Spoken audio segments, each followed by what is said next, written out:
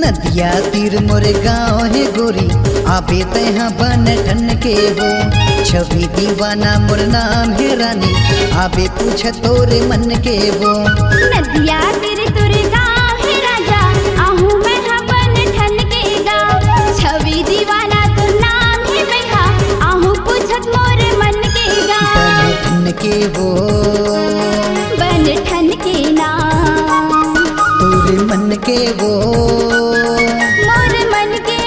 गाँव नदिया तीर मोरे गाँव है गोरी आबे तहाँ बन ठन के वो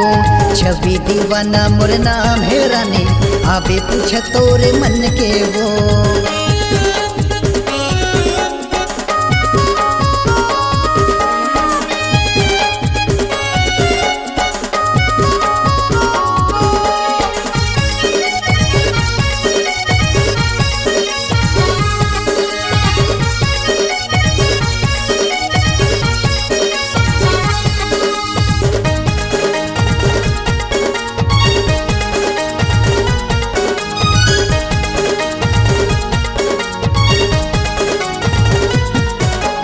रूप मतोरे मैं मोहा क्यों बनाए मोला दीवाना तोर मोर माया के ये मोरे रानी बैरी हवे ये जमाना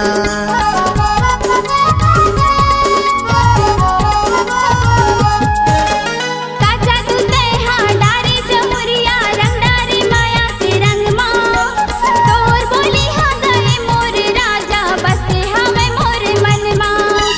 तोर बोली हाँ गए मोर राजा बसे हवे मोर मन माँ माया रंग मावो माया रंग माना तोरे मन मावो मोर मन मांगा नदिया तीर मोरे गाँव है गोरी आबे तहाँ बन ठन के वो छवि दीवाना मोर नाम है रानी आबे पूछ तोरे मन के वो नदिया तीर तोरे गाँव है राजा आहू मैं बन ठन के गाँव छवि दीवाना तोर नाम है बेहा आहू पूछत मोर मन के गाँव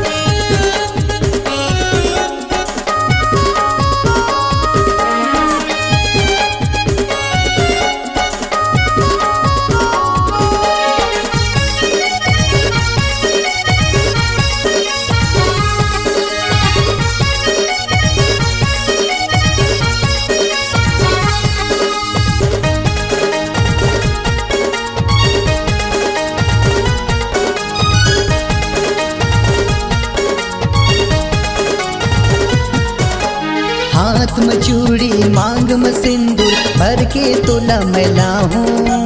हके कसम मैं तोला कहते हूँ सजनी अपन बना हूँ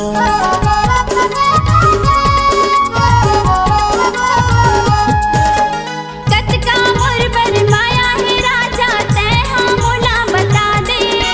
ले जाते मोला भंवर परा के सजनी अपन बना ले जाते मोला भंवर परा के सजनी अपन बना ले चल चलना वो